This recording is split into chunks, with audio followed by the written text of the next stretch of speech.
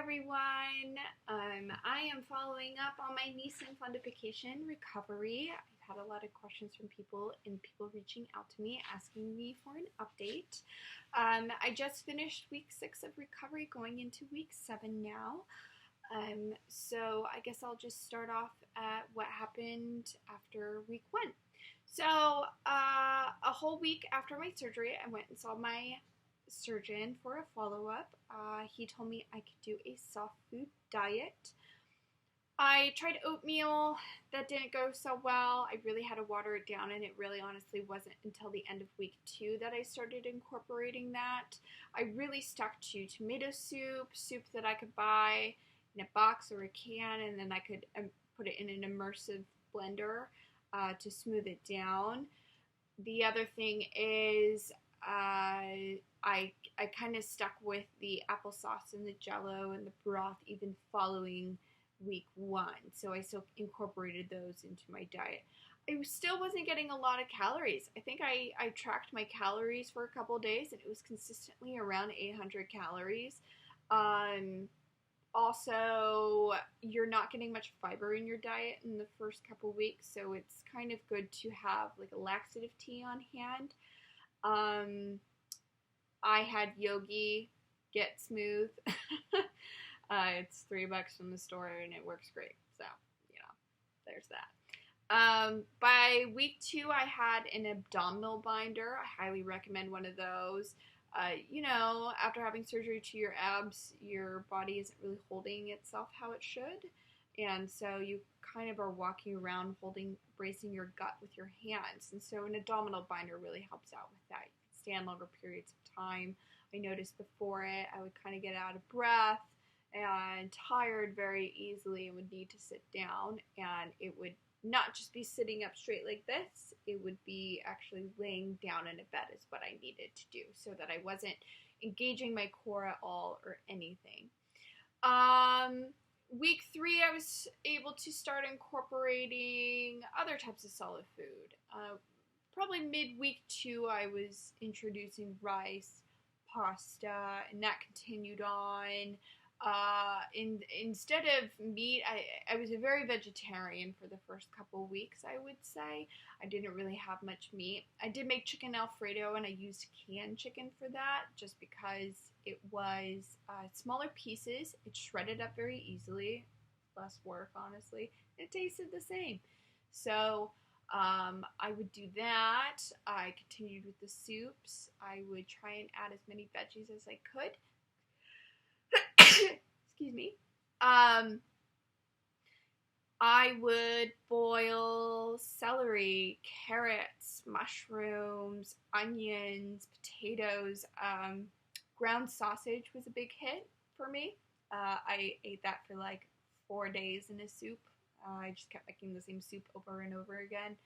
I thought ramen would be easy just because it was, noodles and it was soft.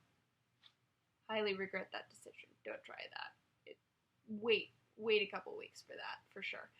But other than that, food is fine. I haven't tried a steak yet. Chicken breast is good. If you really just cut it up in small pieces and chew really well, you're fine. It's not a big deal. Today was actually probably the time that I ate relatively the fastest. Not that I'm trying to eat fast, but it was much quicker than I had been. It really took for the first week, it took 45 minutes to finish a pudding. You feel extremely full very fast. Just taking your time to let things go down. It definitely makes a big difference to be eating, slower. So keep that in mind. You don't want to rush it at all. Bread was really difficult the first 4 weeks. It hasn't been until probably this past week that I haven't really had any issues with bread. Alcohol, that's a big question of mine.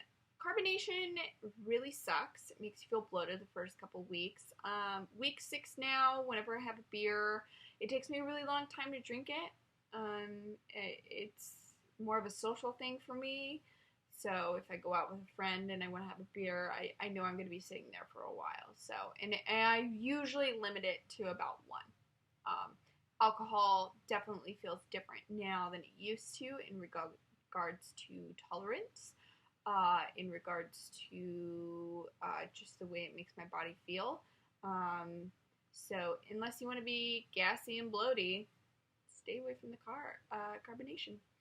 Wine is fine. I haven't really had too many issues with that. I was a little worried about red wine kind of being agitating or causing me to have acid reflux. That hasn't been the case at all. I kind of almost have this like phantom acid reflux, if that makes sense. Like I'm eating something that I know used to cause acid reflux, so I'm like almost expecting it to just happen. That's been kind of weird to get over, just like the anticipation of it and knowing I'm gonna feel miserable. But no, none of that. I haven't taken any of my medications since day before surgery, day of surgery, something like that. So actually, it was a very strange feeling telling my pharmacist I didn't need my refill. I do keep Tums on hand just in case. I still, you know, your body still is going to have indigestion. It might still have heartburn. For me, it was acid reflux. And so I don't know what might cause heartburn or indigestion for me because it was all just kind of a mix. But haven't had any of that, and I'm very happy. I highly recommend the surgery. Definitely get a surgeon that specializes in gastrosurgeries and has had practice with the Nissen Fundoplication. If you're looking for a links or a TIF, definitely ask the surgeon for recommendations if he personally or she does not perform the surgery. But yeah, I recommend it. A lot of people were worried about pain. It's really the first week that you're really uncomfortable. I was off pain meds by day 5, and I didn't need any Tylenol, ibuprofen, Advil, any of that after day 5. It just kind of was like, okay, I'm going to be uncomfortable for a while. I haven't tried exercising. I am personally waiting 8 weeks before I start exercising. I do walk upstairs, and if I do, I get kind of winded, so I'm excited to get my cardiovascular system up to par. But for the most part, I try to go on long walks. Try to get out, not be stationary. I do work a desk job. I was back to work physically in the office starting week 3. I worked on the computer during week 2 from home, so if that is an option, I definitely would utilize that.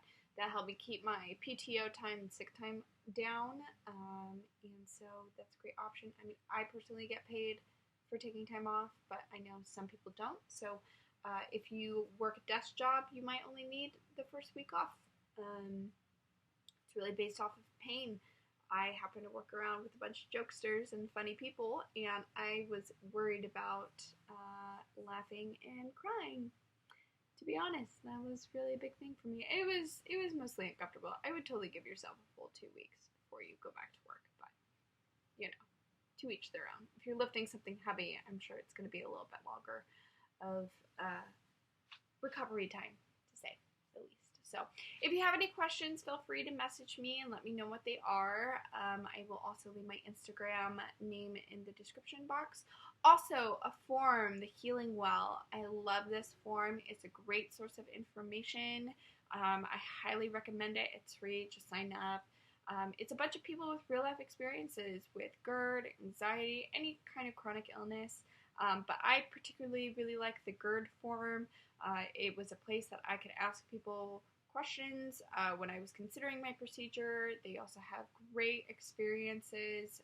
Also people who have had negative experiences. They're going to tell you what they did wrong or what went wrong. And you'll just be able to get their experience on the matter. And I highly recommend it. Ask questions. People are so nice. So if you need more info, check the description for more stuff. So have a great day. Bye guys.